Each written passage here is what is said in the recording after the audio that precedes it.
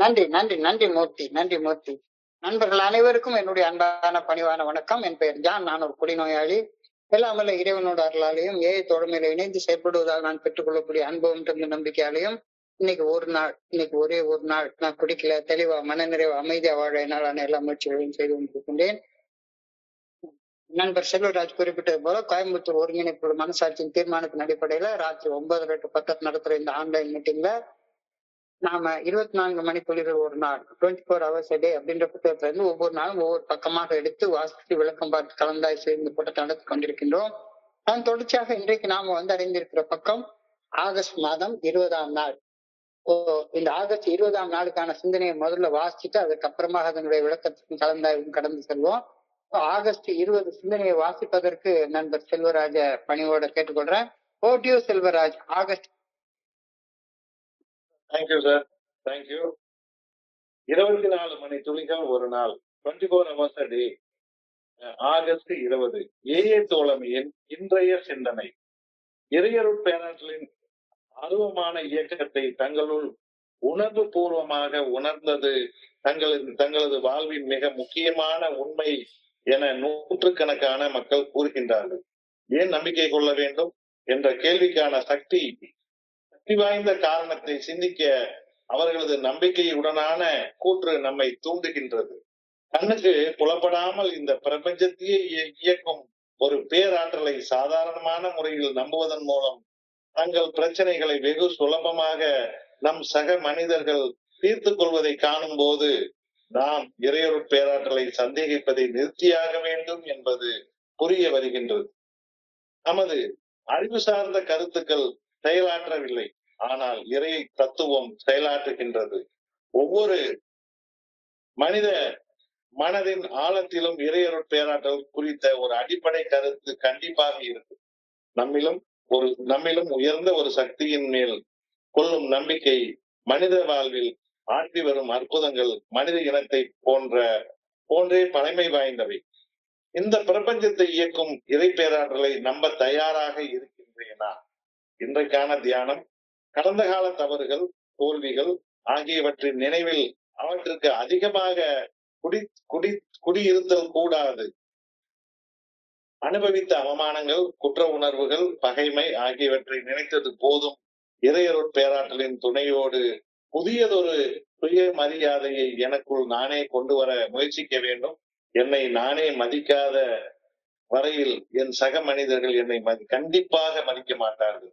ஒரு பந்தயத்தில் ஓடுகையில் தடைகளால் தடுக்கி விழுவது சகஜம். அவ்வாறு தடுக்கி விழுகையில் மீண்டும் எழுந்து நின்று மேம்பட்ட வாழ்க்கை என்னும் இலக்கை நோக்கி மீண்டும் உற்சாகமாக ஓட தயாராக நான் இருக்க வேண்டும். நான் விழுந்த இடத்திலேயே விழுந்து கிடந்து விழுந்ததன் காரணத்தை ஆராய முயற்சிக்க கூடாது. அவ்வாறு செய்தால் தாமதத்திற்கு மீண்டும் வருத்தப்பட போவது நான் தான். உண்மையான இலக்கை நோக்கி முன்னேறுவதை தடுக்கும் அனைத்தையும் விலக்கி நான் முன்னேற வேண்டும். இன்றைக்கான தியானம், என் முன்னேற்ற பாதையில் இருந்து நான் பின்வாங்கல் ஆகாது என்பதற்காக வேண்டுகின்றேன். நடுக்கி விழும் தருணங்களில் உடனுக்குடன் சுதாரித்து எழுந்து நின்று புதியதோர் ஆரம்பத்தை மீண்டும் ஆரம்பிக்க வேண்டும் எனவும் வேண்டுகின்றேன். நன்றி சார்.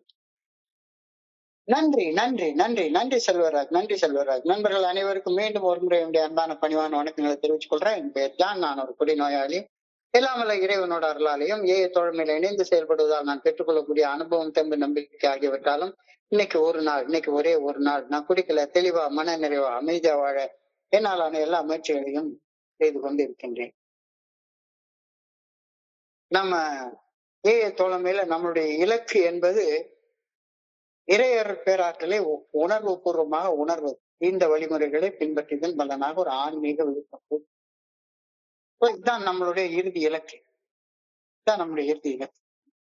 அப்ப கடவுளுடைய, இறைவனுடைய, இறையர் பேராற்றலுடைய பிரசன்னத்தை உணர்தல் என்பது நம்முடைய அன்றாட வாழ்க்கையில இறையர் பேராற்றலின் நல்ல ஒழுங்கான வழிகாட்டுதலை மனசாட்சியின் மூலமாக கவனமாக விழிப்புணர்வுடன் அறிந்து கொள்ளும் ஒரு ஆன்மீக ஒழுக்கம் அப்படின்ற கருத்து இன்னைக்கு சிந்தனை சொல்றோம். கடவுளை உணர்றதுன்றது கடவுளுடைய நல்ல ஒழுங்கான வழிகாட்டுதல் நம்முடைய மனசாட்சியின் மூலமாக வெளிப்படுத்தப்படுகின்றது. அப்படின்றத கவனமாக உணர்வதுதான் கடவுளை உணர்வது அப்படின்ற கருத்தை நான் இதுக்கு முன்னால் அப்படி யோசிச்சதே கிடையாது. ஒரு முன்னால் அப்படி யோசிச்சதே கிடையாது. ஏல பல நூத்துக்கணக்கான நண்பர்கள், எண்ணற்ற தனி நபர்கள் தங்களை விட உயர்ந்த ஒரு சக்தியின் நல்ல ஒழுங்கான வழிகாட்டுதல் மீது உறுதியான நம்பிக்கை வைத்து அந்த நல்ல ஒழுங்கான வழிகாட்டுதலுக்கு பணிந்து வாழ்க்கையை வாழ்ந்ததால தங்களுடைய வாழ்க்கையில புரட்சிகரமான மாற்றங்களை கொண்டு வந்தது கண்ணுக்கு முன்னால தெரியுது. அது அவங்களுடைய அனுபவம் நம்பிக்கையாக பகிர்ந்து கொள்றாங்க.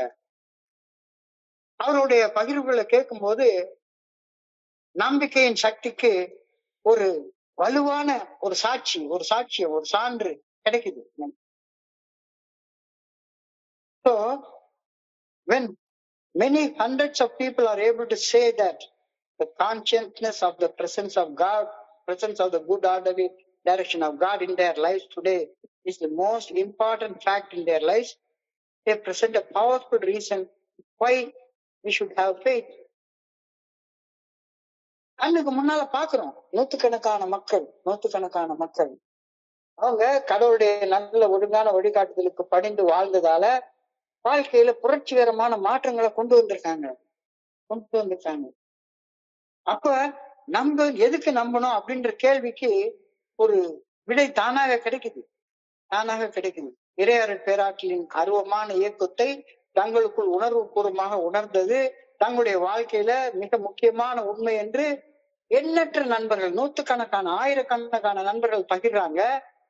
ஏன் நம்பிக்கை கொள்ள வேண்டும் என்ற கேள்விக்கான சக்தி வாய்ந்த காரணத்தை சிந்திக்க அத்தகைய ஒரு நம்பிக்கையுடனான பகிர்தல்கள் ஒரு தூண்டுதலாக அமையுது அப்படின்றத சந்தேகமே கிடையாது.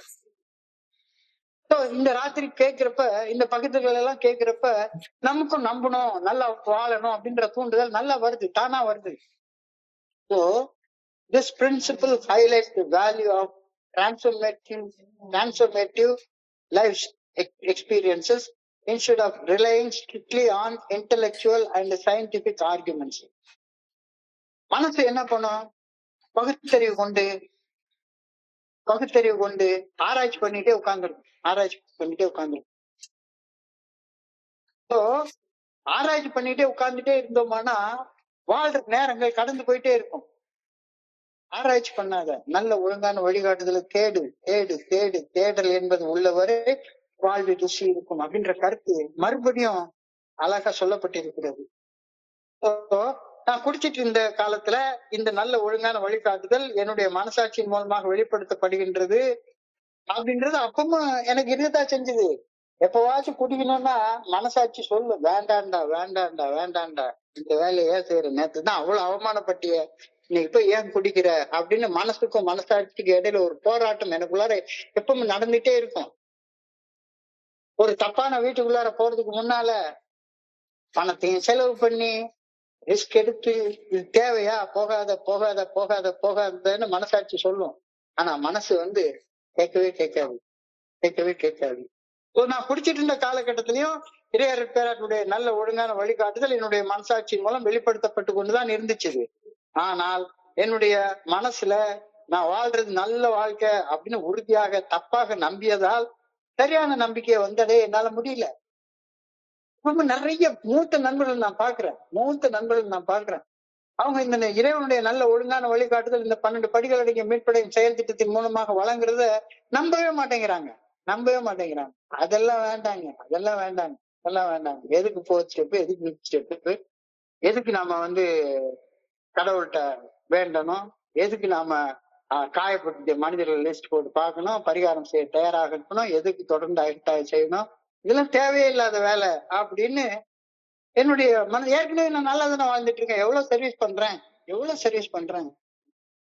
எனக்கு மாற வேண்டிய அவசியம் என்ன இருக்கு, நான் வாழ்றது நல்ல வாழ்க்கை தானே அப்படின்னு உறுதியாக தப்பாக நம்பியதால் சரியான நம்பிக்கை என்னால் வந்தடைய முடியல. ஆனா தோழமையில சரியான நல்ல ஒழுங்கான வழிகாட்டுதலை வந்தடைந்து வாழ்க்கையுடைய போக்கையை திருப்பி அமைத்துக் கொண்ட நண்பர்களின் பகிர்வுகளை கேட்கும் போது எனக்கு கண்ணு பிரகாசமா தெரிய ஆரம்பிக்குது. இல்லாட்டி போனா நான் தான் எல்லாருக்கும் உதவி செய்வேன், எனக்கு உதவி எல்லாம் தேவையே கிடையாது, நான் 30 வருஷம் சோபரப்பா, எனக்கு நீ என்ன உதவி செய்யறது, நான் தான் உனக்கு உதவி செய்யணும். இந்த எண்ணம் தான் எனக்குள்ளார பெருசா இருக்கும். எண்ணற்ற தனிநபர்கள் தங்களை விட உயர்ந்த ஒரு சக்தியின் நல்ல ஒழுங்கான வழிகாட்டுதல் மீது உறுதியான நம்பிக்கை வைத்து பணிவுடன் செயல்பட்டதால் தங்களுடைய வாழ்க்கையில புரட்சிகரமான மாற்றங்களை கொண்டு வந்ததை குறித்து பகிரும் போது அவரது பகிர்வுகள் நம்பிக்கையின் சக்திக்கு ஒரு ஆழமான அனுபவபூர்வமாக சாட்சியாக அமைகின்றது. எல்லாருமே சாட்சியம் தான் சொல்றாங்க. சான்றோர்களாக இங்க ஏல வாழ்றாங்க. சான்றோர்கள்னா யாரு? சாட்சிய வாழ்க்கை வாழ்றவங்க சான்றோர்கள். ஏல நல்ல வாழ்க்கையை வாழ்ந்து அந்த நல்ல வாழ்க்கையை பகிர்ந்து கொள்ற எல்லாருமே சான்றோர்கள் தான். கண்ணுக்கு புலப்படாமல் இந்த பிரபஞ்சத்தை இயக்கக்கூடிய ஒரு பேராற்றலை சாதாரண முறையில நம்பியதன் மூலமாக தங்களுடைய பிரச்சனைகளை வெகு எளிமையாக வெகு சுலபமாக நம் சக மனிதர்கள் தீர்த்துக் கொள்வதை காணும் போது நாம இறைவரின் பேராற்றுடைய இருத்தலையும் இதனது நல்ல ஒழுங்கான வழிகாட்டுதலையும் சந்தேகிப்பதை நிறுத்தியாக வேண்டும் என்பது தெளிவா புரிய வரும். அது என்னப்பா நல்ல ஒழுங்கான வழிகாட்டுதல்? ஏற்கனவே நான் நல்லா தான் வாழ்ந்துட்டு இருக்கேன், எனக்கு என்ன குறை? நான் நல்லா தான் இருக்கேன், எனக்கெல்லாம் யாரும் வழிகாட்ட வேண்டிய அவசியம் தான் கிடையவே கிடையாது அப்படின்ற ஒரு எண்ணம் தான் மனசுக்குள்ளார ஓடிக்கிட்டே இருக்குது. So when we see others solve their problems by simple reliance upon the spirit of the universe, we have to stop doubting the power of God. அந்த நல்ல ஒழுங்கான வழிகாட்டுதலின் சக்தியை சந்தேகப்படுறது நிறுத்தி ஆகணும். சாந்தோண்டித்தனமாக சித்தம்போக்கு சிவம்போக்குன்னு நான் வாழ்ந்த வாழ்க்கை என்ன ஒரு மிக மோசமான அடிமட்ட நிலையில கொண்டு வந்து விட்டு இருந்ததை முதல் படியில மனசார ஒப்புக்கொள்றேன். என்னுடைய தன்னலமும் என்னுடைய தன்முனைப்புடனான செயல்களும் என்னை அடிமட்டங்களை நோக்கி கீழிறக்கி போக வச்சுக்கிட்டே இருந்ததே தவிர என்னை முன்னேற்ற பாதையில மேல போகவே இல்லை. ஒரு நாளும் புதுசு புதுசா அடிமட்டங்களை சந்திச்சுக்கிட்டே இருந்தேன். So my idea did not work அப்படின்னு தெரிஞ்சுக்க எனக்கு 39 வருஷம் ஆச்சு. 39 வருஷத்தை விரயம் பண்ணிட்டேன். நான் வெறுமனே என்னுடைய அறிவு கொண்டு என்னுடைய மனோதிடத்தை கொண்டு என்னுடைய வாழ்க்கையை சரிப்படுத்திக்கலாம் அப்படின்னு நினைப்பு என் பொழப்புக்கு எடுத்து என்னால சரியாக ஒர்க் பண்ணவே முடியல. The idea of the good orderly direction of God works. The idea of my mind did not work அப்படின்னு தெரிஞ்சுக்க 39 வருஷம் தோழமையில வந்து இன்னும் கொஞ்சம் ஒரு 4-5 வருஷங்கள் வேஸ்ட் பண்ணதான் செஞ்சேன். இன்று இது என்னை மொத்தமாக மாற்றும் ஒரு வாழ்வின் அனுபவங்களின் பகிர்வு அப்படின்றது தெளிவாக தெரியுது. பகிரக்கூடிய நண்பர்களுடைய பகிர்வுகள் எல்லாமே அவங்க தோழமை பரிந்துரைக்கக்கூடிய இந்த 12 படிகள் மீட் பண்ணி செயல் திட்டத்தை வாழ்க்கையாக வாழ்ந்த அனுபவங்களை பகிரக்கூடியது என்னுடைய வாழ்க்கையை அப்படி முற்றிலுமாக மாற்றி அமைக்கக்கூடிய பகிர்வுகள் அப்படின்றது புரியுது. அறிவு சார்ந்து மற்றும் அறிவியல் விஷயங்களை மட்டுமே சார்ந்திருப்பதற்கு பதிலாக இறையர் பேராற்றின் நல்ல ஒழுங்கான வழிகாட்டுதலின் பாதையை நம்பி அதை பின்பற்றுவர்களின் வாழ்க்கையில் ஏற்படக்கூடிய மன அமைதி, அவங்க துன்பத்தை கடந்து வந்த அந்த துன்பத்தை வென்று வந்த அந்த அனுபவம், இத நான் பாக்குறேன். குடிச்சிட்டு இருந்த காலத்துல எனக்கு வாழ்க்கையில ஒரு நோக்கமே கிடையாது, எதுக்காக வாழ்றோம் அப்படின்றதே கிடையாது. இன்னைக்கு வாழ்க்கையில ஒரு நாளும் ஒரு நோக்கம் இருக்கு. எனக்குன்னு நண்பர்கள் வருவாங்க, எனக்கு நண்பர்கள் காத்துட்டு இருப்பாங்க அப்படின்ற வாழ்க்கையுடைய நோக்கம் எனக்கு தெரியுது.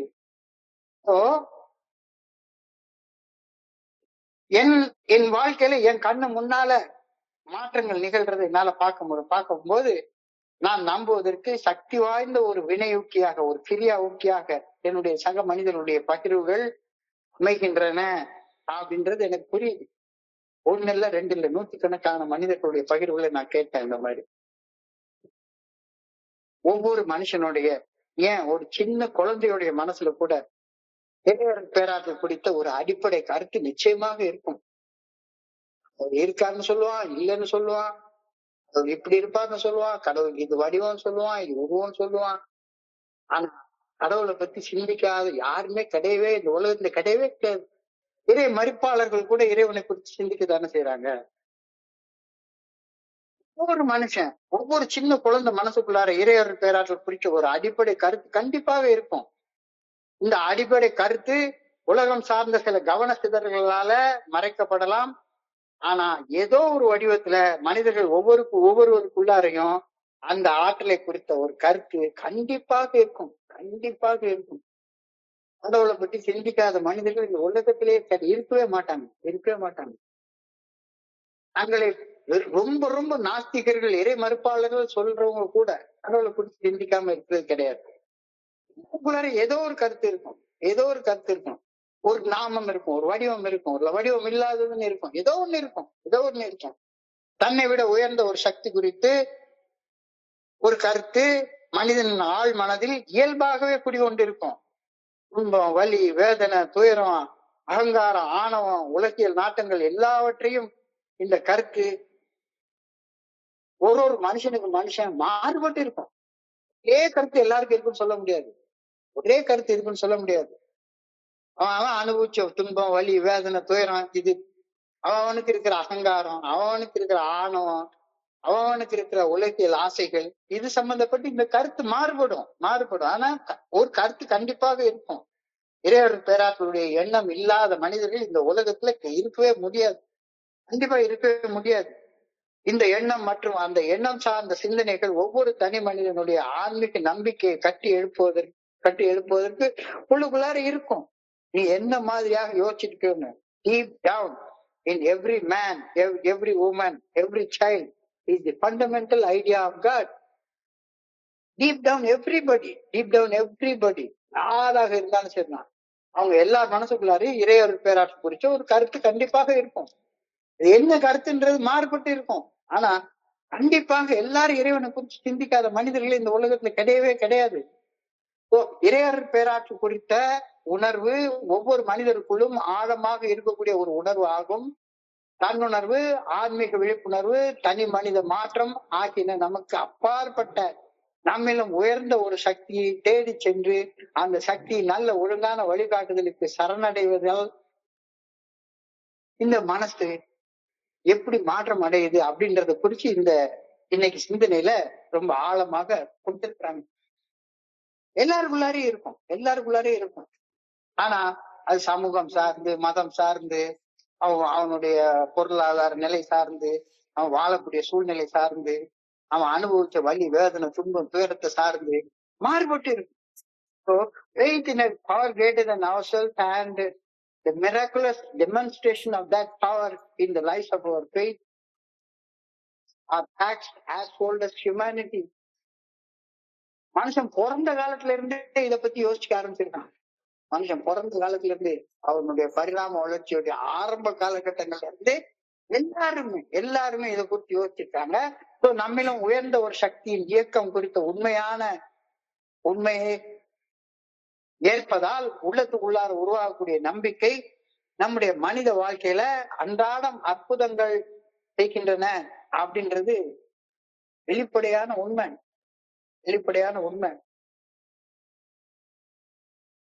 என்னுடைய தனி மனித அறிவால என்னுடைய வாழ்க்கையை கட்டுப்படுத்தும் கட்டாயத்தை கைவிட்டு விட்டு மிக உயர்ந்த உன்னதமான நன்மைக்காகவே நிகழ்வுகள் அனைத்தும் இந்த பிரபஞ்சத்தையே இயக்கும் இறைவர் பேராற்றலால் நிகழ்த்தப்படுகின்றது அப்படின்னு உறுதியாக நான் நம்பணும். எல்லாமே அவனன்றி ஒரு அணுவும் அசையாது. எல்லா அணுக்களும் அந்த ஆற்றலால மட்டும்தான் இயக்கப்படுகின்றன. என்னுடைய தனி மனித அறிவால நான் என்னத்தை இயக்குறேன்? ஒண்ணுமே கிடையாது. இன்னைக்கு ஒரு டாக்டருடைய ஸ்பீச்சை கேட்டேன். அவரு கேட்டாரு, இந்த மனித மூளை மாதிரியான ஒரு கம்ப்யூட்டரை, அல்லது இந்த மனித இதயத்தை மாதிரி ஒரு பம்ப, அல்லது இந்த உடம்புல இருக்கிற கிட்னி மாதிரி ஒரு ஃபில்டரை, அல்லது இந்த நுரையீரல் மாதிரி ஒரு நுரையீரலுடைய இத எடுத்து விரிச்சு பார்த்தா ஒரு டென்னிஸ் கோர்ட் சைஸ் இருக்குமா, அவ்வளவு பெருசு நம்ம சின்ன அந்த நுரையீரலுக்குள்ளார இருக்குது. அவ்வளவு அழகாக அத்தனை லட்சம் அறைகள் கொண்ட ஒரு நுரையீரல ஆண்டவன் படைச்சு வச்சிருக்கிறான்.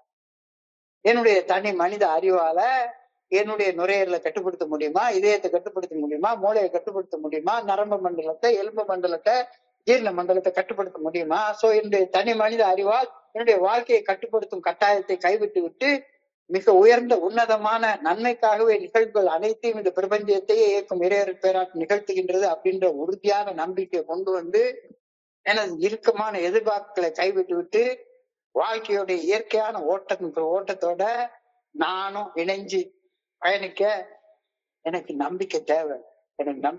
நம்பிக்கை இல்லைன்னா நடக்கவே நடக்காது. நல்ல ஒழுங்காத வழிகாட்டுதல் இல்லைன்னா வாழவே முடியாது. ஓ, இதுதான் இன்னைக்கு கேள்வியாக கேட்டுக்கிறாங்க. am I willing to rely on the spirit of the universe? இந்த பிரபஞ்சத்தையே இயக்கக்கூடிய இறையருள் பேராற்றின் நல்ல ஒழுங்கான வழிகாட்டுதலை சார்ந்து வாழ விருப்பத்தோட தயாராக இருக்கின்றேனா? am I willing to rely on the spirit of the universe? இல்ல என் மண்டையை வச்சுதான் நான் இயக்குவேன் அப்படின்னு இன்னமும் அடம் முடிச்சிட்டு உட்கார்ந்து இருக்கேனா?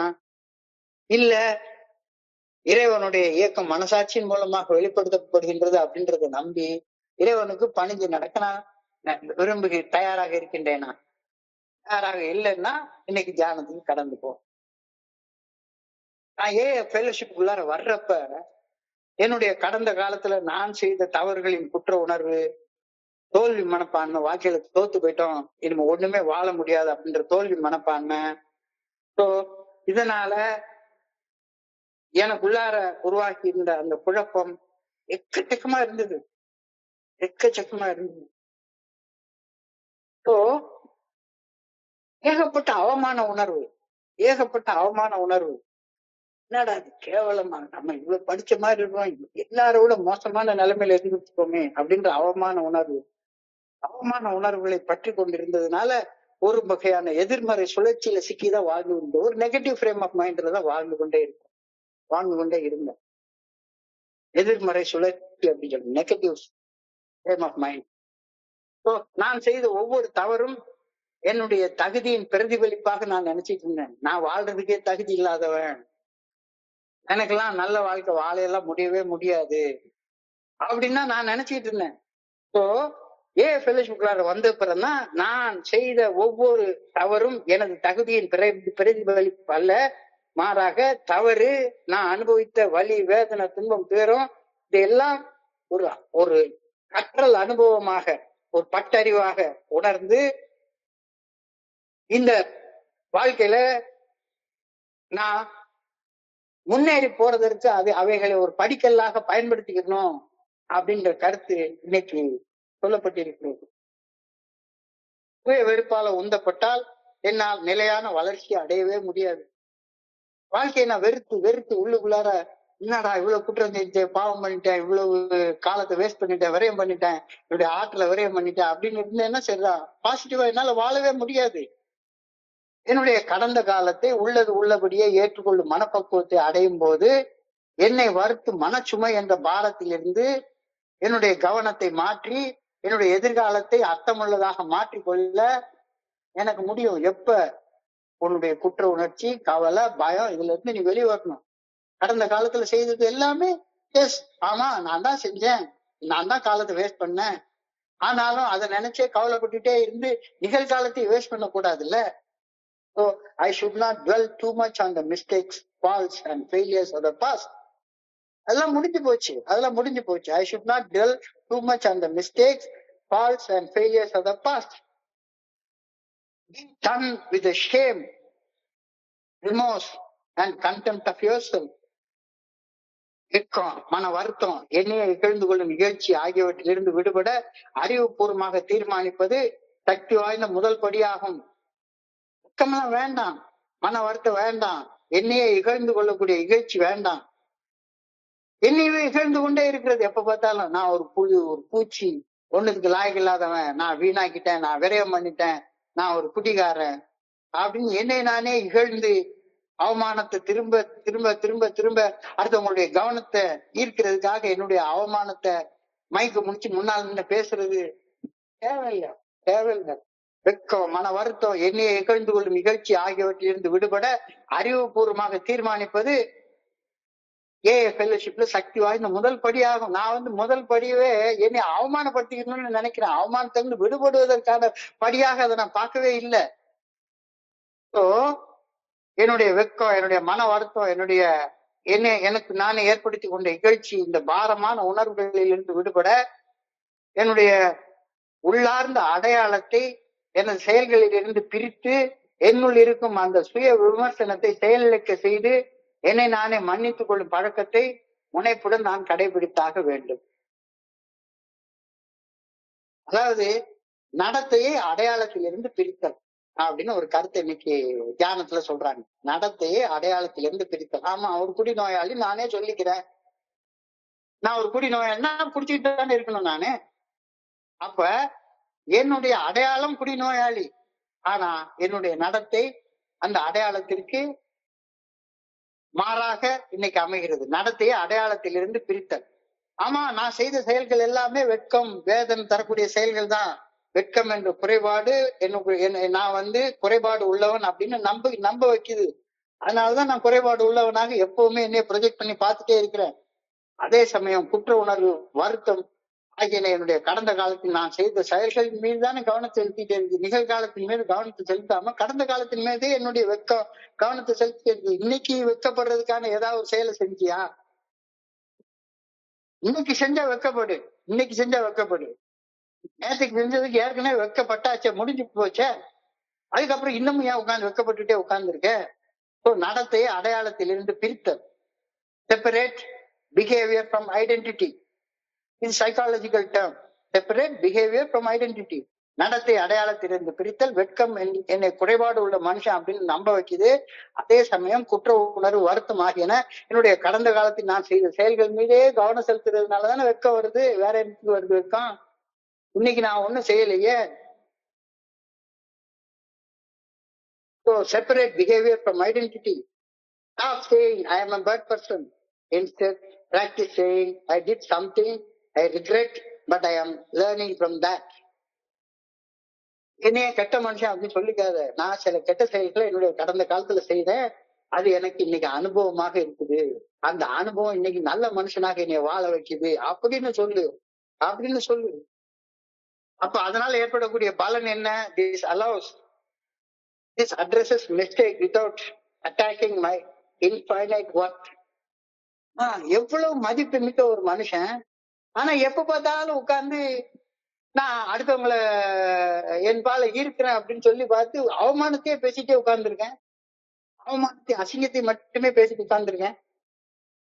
சோ என்ன நானே அவமதிச்சு மட்டுமே பேசிட்டு இருக்கேன். செல்ஃப் கண்டெம்ட் என்றால் அவமதித்தல். கண்டெம்ட் ஆஃப் கோர்ட் என்றால் கோர்ட் அவமதித்தல் அப்படின்னு சொல்லுவாங்க.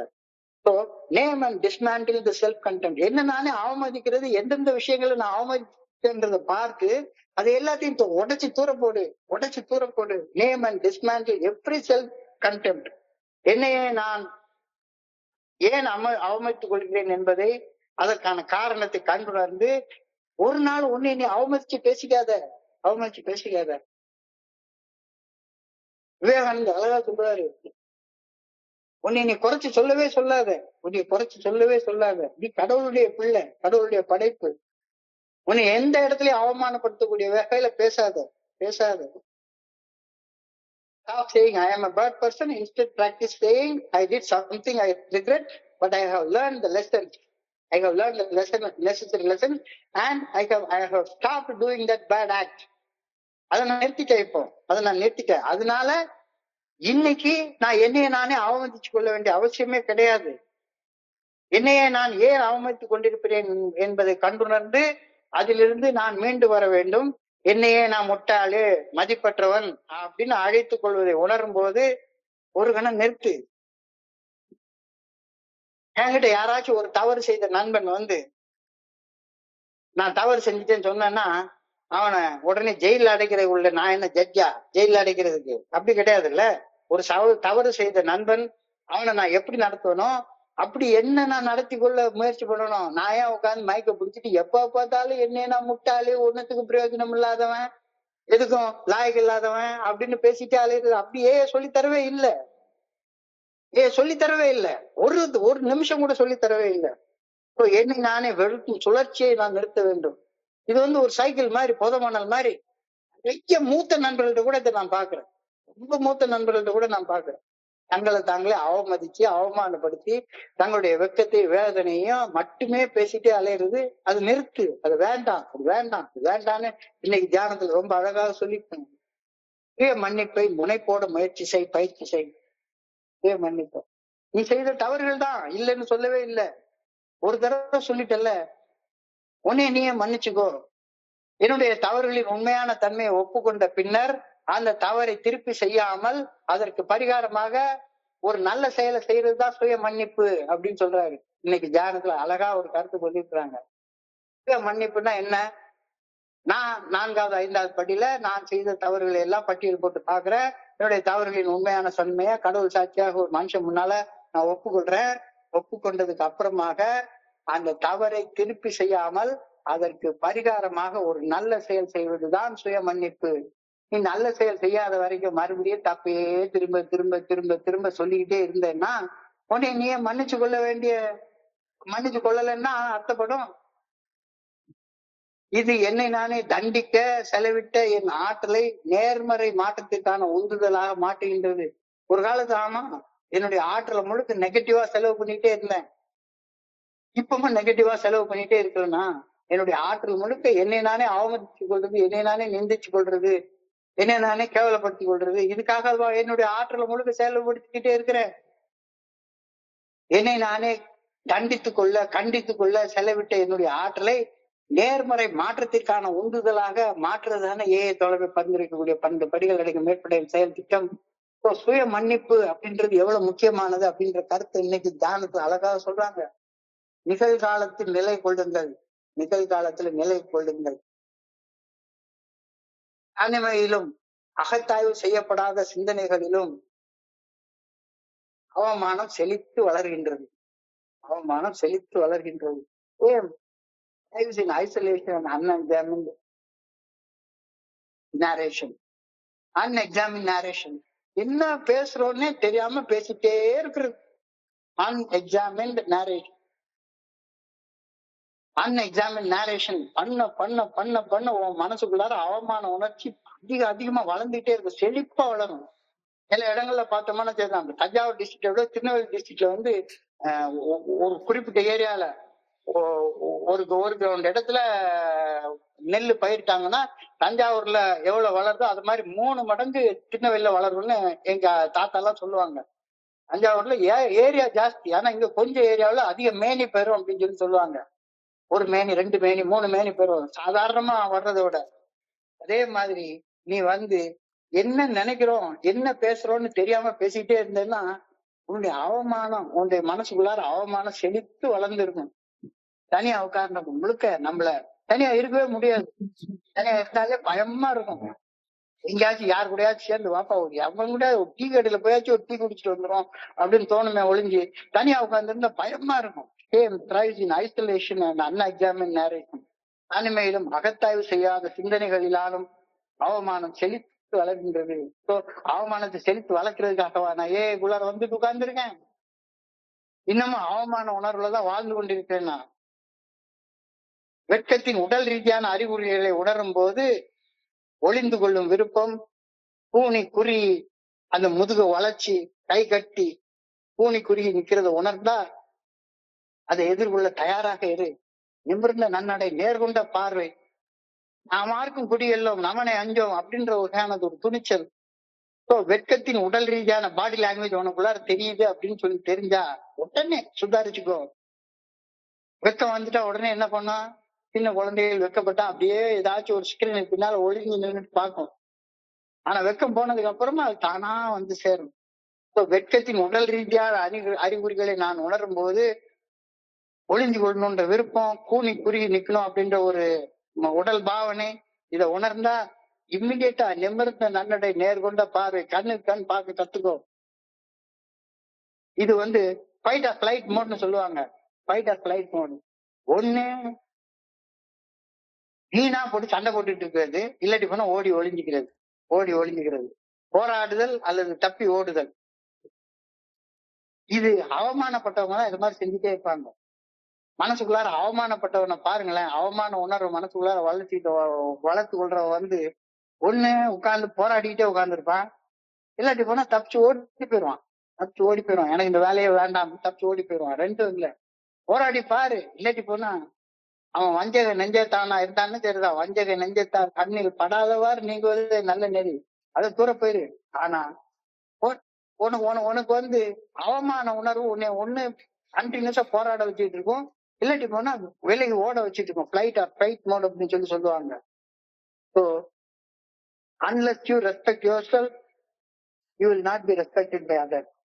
Unless you respect yourself, you will not be respected by others. நீங்க உன்னைய மரியாதை செய்து கொள்ளாத போது உன்னுடைய சக மனிதர் உன்னை எப்படியா மரியாதை பண்ணுவான்? உன்னைய நீயே மரியாதை பண்ணிக்கல, அப்போ உன்னுடைய சக மனிதன் உன்னை எப்படி மரியாதை பண்ணுவான்? unless you respect yourself, others will never respect you. With God's help, you can develop self-respect.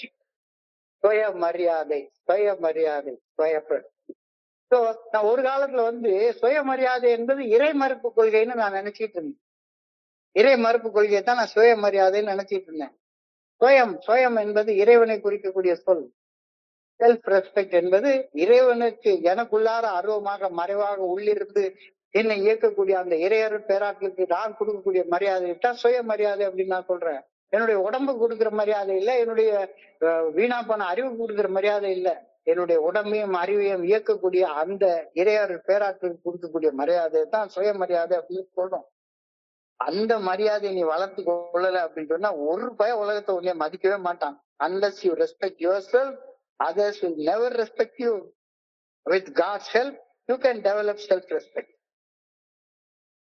இப்ப God's helpனா என்ன? குட் ஆர்டர்லி டைரக்ஷனுடைய ஹெல்ப், நல்ல ஒழுங்கான வழிகாட்டுதலின்படி வாழக்கூடிய அந்த வாழ்க்கையால உனக்குள்ளார சுயமரியாதை தானா பெருகும். நிமிர்ந்த நன்னடை, நேர்கொண்ட பார்வை, கூனி குறி நிக்கிறது, அவமான வெக்கத்துல பேசுறது, இதெல்லாம் வேண்டாம். அதுக்கு நான் வரவே இல்லை.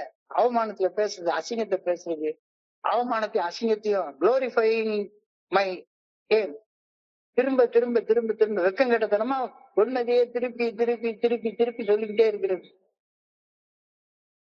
இன்னைக்கு தியானத்துல அழகா கொடுத்துருக்காங்க, unless you respect yourself, others will not respect you, and with God's help you can develop self-respect. You can develop self-respect. விழுறது தோல்வியே கிடையாது, விழுறது தோல்வியே கிடையாது, விழுந்து கிடக்கிறது தான் தோல்வி. விழுறது தோல்வியே கிடையாது. எல்லாருக்கும் எங்கேயாச்சும் ஒரு இடத்துக்கு தாண்டிட்டு விழுவோம் கீழே. ஆனா விழுந்த இடத்துலயே விழுந்து கிடக்கிறது அதுதான் தோல்வி. விழுவது தோல்வியே அல்ல, விழுந்து கிடப்பதுவே தோல்வி. விழுந்த உடனே என்ன பண்ண, விழுந்த இடத்துல கம்ஃபர்டபுளா உட்கார்ந்துக்கிட்டு ஏன் விழுந்தேன் அப்படின்ற ஆராயிறத நான் ஆரம்பிச்சிருவேன். ஏன் விழுந்தோம் அப்படின்ற ஆராய்ச்சி 2ஆம் பட்சம்தான். முதல்ல வீழ்ச்சியில இருந்து எழும்பி நில்லு, எழும்பி நில்லு. விழுவது தோல்வியே அல்ல, விழுந்து கிடப்பதுதான் தோல்வி. ஏன் விழுந்தேன் என்று ஆராய்வதை 2ஆவது பட்சமா வச்சுப்போம். ஆனா முதல்ல வீழ்ச்சியில இருந்து எழும்பி நில்லு, எழும்பி நில்லு. எப்படிடா? இப்ப கொஞ்ச நாளைக்கு முன்னால ஒரு நண்பர் எங்க ஊர்ல ஒரு 10 வருஷம் கழிச்சு ஸ்லிப் ஆயிட்டாரு. ஊர் முழுக்க அதான் பேச்சு, ஊர் முழுக்க அதுதான் பேச்சு. 2 பேர் என்கிட்ட சொல்லிட்டு இருந்தாங்க, அவர் ஏன் குடிச்சிருப்பாரு, எதுக்கு குடிச்சிருப்பாரு, என்ன காரணத்தால குடிச்சிருப்பாரு, எதுக்காக கீழே தடுக்கி விழுந்துட்டாரு, இந்த காரணங்களை எல்லாம் பின்னால ஆராய்ந்து பார்த்துக்கலாம். முதல்ல எழும்பி நிக்க சொல்லுவோம். விழுவது தோல்வி அல்ல, விழுந்து கிடப்பதுதான் தோல்வி. ஏன் விழுந்தேன் என்று ஆராய்வதை 2ஆம் பட்சமாக வைத்துக் கொள்வோம். முதலில் வீழ்ச்சியில் இருந்து எழுந்து நிற்போம். Do not stay in the spot where you fell. எந்த இடத்துல விழுந்தியோ அந்த இடத்துல அப்படியே விழுந்து கிடக்காத. முதல்ல only feel sorry for the delay. எவ்வளவு சீக்கிரமா எழும்புறியோ அவ்வளவுக்கு அழகா நீ வருத்தப்பட மாட்ட. காலம் அதிகமாக அதிகமாக விழுந்ததுக்காக வருத்தப்பட மாட்ட. விழுந்த இடத்துலயே ரொம்ப காலம் விழுந்து கிடந்ததுக்காகத்தான் நீ வருத்தப்படுவ. Don't stay to examine the spot where you fell. நான் விழுந்த இடத்துல ஏன் விழுந்தேன், அந்த ஸ்பாட்டை நான் அப்படியே ஆராய்ச்சி பண்ணி பார்த்துட்டே இருக்கிறது தேவையே கிடையாது. அப்படி ஆராய்ச்சி பண்ணி பார்த்துட்டு இருந்தேன்னா you will feel only sorry for the delay. எவ்வளவு காலம் விழுந்து கிடத்த இடத்துலயே விழுந்து கிடக்கிறியோ அதுக்காகத்தான் நீ வருத்தப்பட போற. நான் 19ஆவது வயசு கீழே விழுந்தேன், 19ஆவது வயசுல இருந்து 39ஆவது வயசு வரைக்கும் விழுந்த இடத்துலயே விழுந்து கிடந்தேன். ஏன் விழுந்தேன் ஏன் விழுந்தேன் ஏன் விழுந்தேன் அப்படின்னு யோசிச்சு பார்த்துட்டே இருக்கிறதுக்குள்ளார 20 வருஷம் ஓடி போயிடுச்சு. விழுந்துட்ட ரைட்டு, பரவாயில்ல, அதனால என்ன, இன்னைக்கா ஒரு நாளைக்கு போன் பிச்சை பார்க்க கூடாதுன்னு நம்ம முடிவு பண்ணிட்டே இருக்கோம். கீழே விழுந்துடுறோம், பரவாயில்ல, எழும்பி நெல்லு. யாரும் செய்யாத தப்ப செஞ்சிடல, உன்னை தூக்குள்ள போட வேண்டிய தப்பெல்லாம் நீ செஞ்சிடவே இல்லை. ஆனா விழுந்து கிடந்தா எவ்வளவு காலம் விழுந்து கிடக்குறியோ அவ்வளவு காலம் நீ வருத்தப்படுவ. அது வேண்டாம். Don't stay to examine the spot where you fell. Only feel sorry for the delay. Short-sightedness that prevented you from seeing the real goal sooner. நான் கீழே விழுந்துட்டோம்னா நம்ம போக வேண்டிய இலக்கு நம்மளுக்கு ரொம்ப கண்ணுக்கு தெரியாம போயிடும். நம்ம எதை நோக்கி முன்னேறி போயிட்டு இருக்கோம், அதுல ஒரு தடை வந்துச்சுது, யாரோ ஒருத்தங்க நம்மள என்னமோ பண்ணாங்க, அதனால நம்மளும் ஏதோ தப்பா ஏதோ பண்ணிவிட்டோம், விழுந்த இடத்துல விழுந்து கிடக்காத. விழுந்த இடத்துல விழுந்து கிடக்கிறது அதுதான் தோல்வி. விழுகிறது தோல்வி இல்ல, விழுந்த இடத்துல அப்படியே கிடக்கிறது தான் தோல்வி. உட்கார்ந்து வீழ்ச்சி ஆராய்ச்சி பண்ணிட்டு உட்கார்ந்து இருக்காத, எழுந்து முன்னேறிப்போ முன்னேறிப்போ. அதுக்கான பிரேயர் இன்னைக்கு அழகா சொல்லிருக்காங்க. I pray that I may look back, I pray that I may not look back. என்னுடைய முன்னேற்ற பாதையிலிருந்து நான் பின்வாங்கவே கூடாது, பின்வாங்கவே கூடாது. கீழே விழுந்தாலும் உடனே எழும்பி நடக்கணும், அதுக்கு ஆண்டவா எனக்கு சக்தி கொடு அப்படின்னு வேண்டுறேன். I pray that I may keep picking myself up and making a fresh start each day. தடுக்கி விடும் தருணங்கள்ல கூட உடனுக்குடன் சுதாரித்து எழுந்து நின்று புதியதொரு ஆரம்பத்தை மீண்டும் ஆரம்பிக்க வேண்டும் என பணிவோட ஆண்டவாமை கேட்டுக்கொள்கின்றேன். விழுகிறது ரொம்ப சாதாரணமா நடக்கும், விழுகிறது ரொம்ப சாதாரணமா நடக்கும். ஆனா விழுந்த இடத்துல விழுந்து கிடக்காத, எழுந்து நட, எழுந்து நட.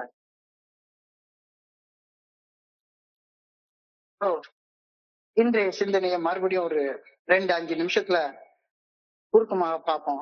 இறையர் பேராற்றலின் பிரசன்னத்தை உணர்தல் அப்படின்னா என்ன? என்னுடைய அன்றாட வாழ்க்கையில இறையர் பேராற்றலின் நல்ல சாட்சியின் மூலமாக கவனமாக விழிப்புணர்வுடன் அறிந்து கொள்வதுதான் இறையர் பேராற்றலின் பிரசன்னத்தை உணர்தலாகும். அந்த வழிகாட்டுதல் இருந்துட்டே இருக்கு. இறையர் பேராற்றலின் இயக்கத்தை, இறையர் பேராற்றலின் அருவமான மறைவான இயக்கத்தை தங்களுக்குள் உணர்வு பூர்வமாக உணர்ந்து தங்களது வாழ்வில் மிக முக்கியமான உண்மை என்று எண்ணற்ற மக்கள் பகிர்றாங்க ஏல. அப்ப ஏன் நம்பிக்கை கொள்ள வேண்டும் என்ற கேள்விக்கான சக்தி வாய்ந்த காரணத்தை அத்தகையோருது நம்பிக்கையான பகிர்தல்கள் நமக்கு தூண்டுதலாக அமைகின்றன. ஏஎல் உள்ள ஒவ்வொரு பகிர்தலும் என்னை ஒரு படி முன்னால கொண்டு போறதுக்கு உபயோகப்படுமே ஒழிஞ்சு பின்னால போறதுக்கு உபயோகப்படவே கூடாது. நான் குடிச்சிட்டு இருந்த காலகட்டத்திலையும் இறைவனுடைய நல்ல ஒழுங்கான வழிகாட்டுதல் இருக்கத்தான் செஞ்சது. அதை நான் கவனிக்க மட்டும்தான் செய்யல, கவனிக்க மட்டும்தான் செய்யல. எத்தனை நாள் ஏய் குடிக்காதடா குடிக்காதடான்னு ஒரு குரல் எனக்குள்ள இருக்கு சொல்லிக்கிட்டே இருக்கும். அந்த குரலை உதாசீனப்படுத்தித்தான் நான் போய் குடிச்சிருக்கேன். எத்தனை நாள் கூட்டிய வீட்டுக்கு போற நேரத்துல முழுக்க ஒரு குரல் என்னை வான் பண்ணும், வேண்டாம் போகாத போகாத, லஞ்ச வாங்காத, தப்ப வாங்காத, பணத்தை வாங்காத அப்படின்னு சொல்லும். ஆனாலும் குடிக்கிறதுக்கு பணம் வேற எங்கிருந்து கிடைக்கும்? கடனை வாங்காத, மீட்டர் வெட்டி கடனை வாங்காதன்னு மனசு சொல்லும். ஆனாலும் கூட பணத்தை வாங்குறது, போய் வாங்குறது. கடைசியில அதுக்கு இஎம்ஐ கட்ட வேண்டிய இது வர்ற நேரத்துல அப்பவுமே அந்த எச்சரிக்கைக்கு பணிஞ்சு நடந்திருந்தேன்னா நல்லா இருந்திருக்குமே. சோ நான் குடிச்சிட்டு இருந்த காலகட்டத்திலையும் இறைவனுடைய நல்ல ஒழுங்கான வழிகாட்டுதல் என்னுடைய மனசாட்சியின் மூலமாக எனக்கு வெளிப்படுத்தப்பட்டு கொண்டுதான் இருந்துச்சு. ஆனால் என்னால என்னுடைய மனசுல நான் வாழ்றது அந்த நல்ல ஒழுங்கான வாழ்க்கை தான் அப்படின்னு நானே நினைச்சுக்கிட்டு எனக்கு எல்லாம் எந்த வழிகாட்டுதலும் தேவையில்லை, என்னுடைய மூளையோடைய வழிகாட்டுதல் போதும் அப்படின்னு நினைச்சதுனால மனசாட்சியை நான் உதாசீனப்படுத்தி கொண்டே இருந்தேன். இப்ப இங்க தோழமையில நண்பர்களுடைய பகிர்வுகள் எல்லாமே பார்த்தோம்னா தங்களுடைய அறிவு, மனோதிடம், மன உறுதி இதை விட்டுட்டு மனசாட்சிக்கு கட்டுப்படுத்தி வாழக்கூடிய மக்கள் நல்ல வாழ்க்கை வாழ்றாங்கன்ற பகிர்வை கேட்கிறப்ப நல்லா தெரியுது. கண்ணுக்கு புலப்படாமல் இந்த பிரபஞ்சத்தை ஒரு பேராற்றல் இயக்குகின்றது அப்படின்ற சாதாரணமான உண்மையை ஏற்றுக்கொள்வதால பிரச்சனைகள் எல்லாமே தீர்ந்து போயிருது, பிரச்சனைகள் எல்லாமே தீர்ந்து போயிருது. இதை நான் பாக்குற நேரத்துல அடம் பிடிக்க கூடாதுல்ல, அடம் பிடிக்க கூடாதுல்ல. when we see others solve their problem by a simple reliance upon the universe, we have to stop doubting the power of the good orderly direction of God. தானொன்றித்தனமாக சித்தம்போக்கு சிவம்போக்குன்னு வாழ்ந்த வாழ்க்கை என்னை ஒரு மிக மோசமான அடிமட்ட நிலையில கொண்டு வந்து விட்டிருந்ததை முதல் படியில ஒப்புக்கொண்ட பின்னர் என்னுடைய தன்னலமும் என்னுடைய தன்மனைப்புடனான செயல்கள் என்னை அடிமட்டத்தின் கீழே இருக்குமே தவிர மேல கொண்டு போகவே போகாது. My idea did not work. 39 வருஷம் வீணா போய்கிட்டேன். ஆனா அந்த idea of the good orderly direction of God works அப்படின்னு ஏல நான் பாக்குறேன். இது எல்லாருடைய மனசுக்குள்ளாரையும் இருக்குது, எல்லாருடைய மனசுக்குள்ளாரையும் இருக்குது. அறிவியலுக்கு மட்டுமே சார்ந்திருப்பதற்கு பதிலாக இறையர் பேராற்றின் நல்ல ஒழுங்கான வழிகாட்டுதலை நம்பி அதை பின்பற்றுவனுடைய வாழ்க்கையில மன அமைதி இருக்கு. அவங்க துன்பத்தை வென்று வாழ்றாங்க, ஒரு நோக்கத்தோட வாழ்றாங்க. ஆனா நான் நோக்கம் கெட்ட வாழ்க்கையில என்ன பண்றேன், ஏது பண்றேன் என்னன்னே எனக்கு தெரியாது. ஒவ்வொரு மனிதன் ஏன் சிறு குழந்தைகள் மனசுக்குள்ளார கூட இறையர் பேராற்றல் குறித்த ஒரு அடிப்படை கருத்து நிச்சயமாக இருக்கும். இந்த அடிப்படை கருத்து உலகம் சார்ந்த கவன சிதறல்களால மாறி மாறி இருக்கலாம். ஆனா எல்லாருக்கும் தன்னை விட உயர்ந்த ஒரு சக்தி கொடுத்த ஒரு கருத்து ஆள் மனதில் குடி கொண்டிருக்கும். துன்பம், வலி, வேதனை, துயரம், அகங்காரம், ஆணவம், உலக நாட்டங்கள், இதனால மனுஷனுக்கு மனுஷன் இந்த கருத்து வேறுபட்டு இருக்கலாமே ஒழிஞ்சு அடிப்படையில எல்லாருக்கும் நம்ம விட உயர்ந்த சக்தி நம்ம இயக்குது அப்படின்ற அந்த கருத்து இருக்கும். Deep down in every man, woman and child the fundamental idea of God. இந்த ஃபண்டமெண்டல் ஐடியா ஆஃப் காட், இறையர் பேராக குறித்த உணர்வு ஒவ்வொரு மனுஷனுக்குள்ளாரையும் ஆழமாக இருக்கக்கூடிய உணர்வு ஆகும். தன்னுணர்வு, ஆன்மீக விழிப்புணர்வு, மனித மாற்றம் ஆகிய இது எல்லாமே எப்ப வரும்? நமக்கு அப்பாற்பட்ட ஒரு உயர்ந்த சக்தியுடைய நல்ல ஒழுங்கான வழிகாட்டுதலுக்கு சரணடைவதன் மூலமாக மட்டும்தான் கிடைக்கும். Faith in a power greater than ourselves and a miraculous demonstration of that power in our lives is as old as humanity. எல்லாருக்கும் உண்டு, எல்லாருக்கும் உண்டு, எல்லாருக்கும் உண்டு. Am I willing to rely on the spirit of the universe? என்னுடைய தனி மனித அறிவால வாழ்க்கையை கட்டுப்படுத்தும் கட்டாயத்தை கைவிட்டு விட்டு மிக உயர்ந்த உன்னதமான நன்மைக்காகவே நிகழ்வுகள் நிகழ்த்தக்கூடிய இந்த இறையர் பேராற்றுடைய நல்ல ஒழுங்கான வழிகாட்டுதலை நான் பணிந்து வாழ்வதற்கு நான் தயாராக இருக்கிறேனா, விருப்பமாக இருக்கிறேனா? பிரபஞ்சத்தை இயக்கும் இறையர் பேராற்றின் நல்ல ஒழுங்கான வழிகாட்டுதலை சார்ந்து வாழ விருப்பத்தோட தயாராக இருக்கின்றேனா? தயாராக இல்லைன்னா தியானத்துக்கு போ. ஏன் தயாராக இல்லை? எல்லாம் எப்ப பார்த்தாலும் செஞ்ச தப்பு, அசிங்கம், அவமானம், வெப்பம், இதை பத்தி மட்டுமே சிந்திச்சுட்டே இருந்தா எப்படி இந்த தயார் நிலை வரும்? கடந்த காலத்தில் செய்த தவறுகளின் குற்ற உணர்வு, தோல்வி மனப்பான்மை, இதனால் நான் என்னுடைய எதிர்காலம் குறித்து உருவாகக்கூடிய பயம், இத விட்டு விடுறது ரொம்ப ரொம்ப அவசியம். அவமான உணர்வுகளை பற்றி கொள்வது என்னை ஒரு எதிர்மறை சுழற்சியில சிக்க வச்சுக்கோங்க. நான் செய்த ஒவ்வொரு தவறும் என்னுடைய தகுதியின்மையின் பிரதிபலிப்பு அல்ல. கண்டிப்பாக மாறாக தவறு செய்து வலி, வேதனை, துன்பம், பேர அனுபவிச்சத ஒரு அனுபவ பாடமாக கத்துக்கொண்டு அந்த தவறுல இருந்து வெளியே வா. தவறுல இருந்து வெளியே வா. சுய வெறுப்பால, ரிசன்மெண்டால உந்தப்பட்டால் என்னால நிலையான அமைதிய ஒரு நாளும் அடையவே முடியாது. என்னுடைய கடந்த காலத்தை உள்ளபடி ஏற்றுக்கொள்ளும் மனப்பக்குவத்தை அடையும் போது என்னை வருத்தக்கூடிய மனச்சுமை என்ற பாரத்தில் இருந்து என்னுடைய கவனத்தை மாற்றி என்னுடைய எதிர்காலத்தை உன்னதமாக மாற்றிக் கொள்ளக்கூடிய ஒரு பாதையில பயணிக்க ஆரம்பிக்கிறேன். I should not dwell too much on my mistakes, faults and failures. அதை பத்தி பேசவே பேசாத. நான் ஏஐல பார்க்கக்கூடிய ஒரு மிகப்பெரிய தவறு என்னன்னா, அவமானத்தை, அசிங்கத்தை பேசுறதுனால நான் வளர்றேன் அப்படின்னு சொல்றாங்க. வெட்கம், மன வருத்தம், என்னையே இகழ்ந்து கொள்ளும் நிகழ்ச்சி ஆகியவற்றிலிருந்து விடுபட அறிவுபூர்வமாக தீர்மானிப்பது மிக மிக முக்கியமானதுன்னு இன்னைக்கு தியானத்துல சொல்லியிருக்காங்க. வெட்கம், மன வருத்தம், என்னையே இகழ்ந்து கொள்ளும் நிகழ்ச்சி ஆகியவற்றிலிருந்து விடுபட அறிவுபூர்வமாக தீர்மானி. இது சக்தி வாய்ந்த முதல் படியாகும். இந்த பாரமான உணர்வுகளில் இருந்து விடுபட உன்னுடைய உள்ளார்ந்த அடையாளத்தை உன்னுடைய செயல்களில் இருந்து பிரிச்சு பார்க்க கத்துக்கோ. விமர்சனத்தை செயலிழக்க செய்வது, என்னை நானே மன்னித்துக் கொள்ளும் பழக்கத்தை முனைப்போட கையெழுப்பிடி. உன்னையே நீ கிரிட்டிசைஸ் பண்ணிக்கிறத செயலிழக்க செய்து கிரிட்டிசைஸ் பண்ணாத. நடத்தை அடையாளத்திலிருந்து பிரிச்சு பாரு.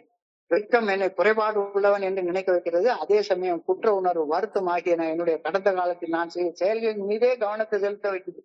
எப்ப பார்த்தாலும் வெட்கத்தோட, ஆனா பவுடர் பூசி பூச்சம் போச்சு அப்படின்ற மாதிரி 15 வருஷம் 20 வருஷம் அதே மாதிரி வெட்கத்தையே பேசி பூச்சம் இல்லாம என் பாட்டு பேசிக்கிட்டே உட்கார்ந்துருக்கேன். இறைவனை பத்தி பேசுறதுக்கு செலவிடப்பட வேண்டிய நேரத்தை என்னுடைய வெட்கத்தை, அவமானத்தையும் பற்றியே பேசிட்டே இருக்கிறேன். Stop saying I am a bad person.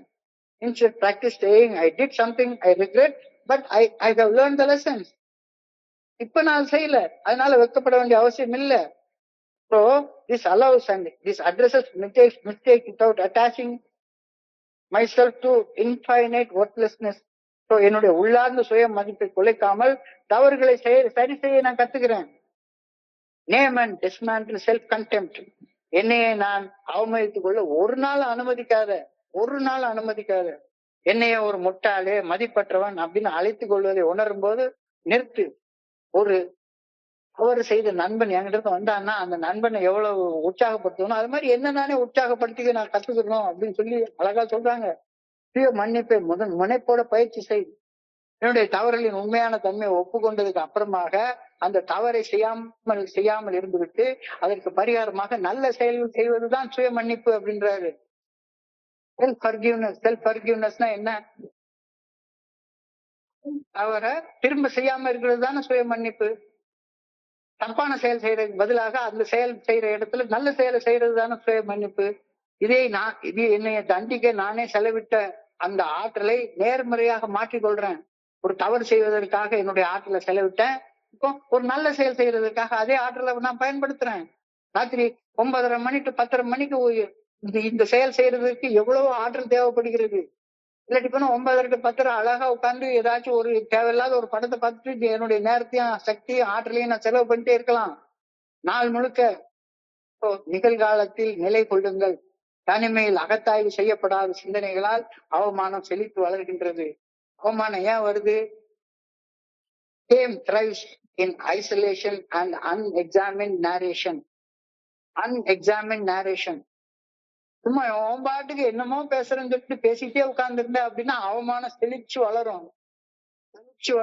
எத்தனையோ மூத்த நண்பர்களை பார்த்துருக்கிறேன். அவமானத்துல நிப்பாங்க. அவங்கள சுத்தி ஒரு பணக்காரனை சுத்தி 10 பேர், பைத்தியக்காரனை சுத்தி 10 பேர் இருப்பார். யாரை சுத்தி ஒரு கூட்டம் இருக்கோ அவன் ஒண்ணு பணக்காரனா இருப்பான், அதுல பைத்தியக்காரனா இருப்பான். ரெண்டாவும் இருக்காது. கூட்டம் சேர்க்காத. சிங்கிளா தான் வரும். சிங்கமாயிரு.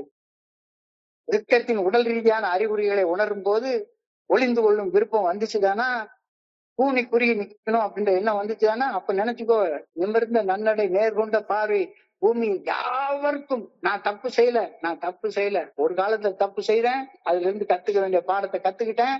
இப்ப தப்பு செய்யல, தலை நிமிர்ந்து நிற்பேன், கண்ணுக்கு பார்த்தேன் அப்படின்ற கருத்து. Unless you respect yourself, you will not be respected by others. விழுவது தோல்வி அல்ல, விழுந்து கிடக்கிறது தான் தோல்வி. வீழ்ச்சியில இருந்து முதல்ல எழுந்து நில்லு. எதுக்கு விழுந்தோன்றது அப்புறமா யோசிச்சு பார்த்துக்கலாம். So I pray that I may look back. என்னுடைய முன்னேற்ற பாதையில் நான் பின்வாங்கல் ஆகாது அப்படின்னு நான் வேண்டிக் கொள்றேன்.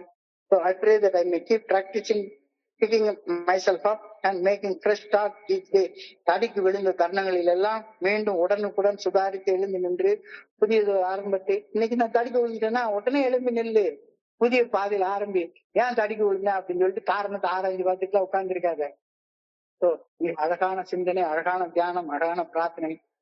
இன்றைய சிந்தனையை படிக்கிறப்ப என் மனதை கடந்து சென்ற சிந்தனைகளை உங்களோட பகிர்ந்து கொள்ள இந்த நல்ல வாய்ப்பை உருவாக்கி கொடுத்த குழுவிற்கு என்னுடைய பணிவான நன்றிகளை தெரிவித்துக் கொள்றேன்.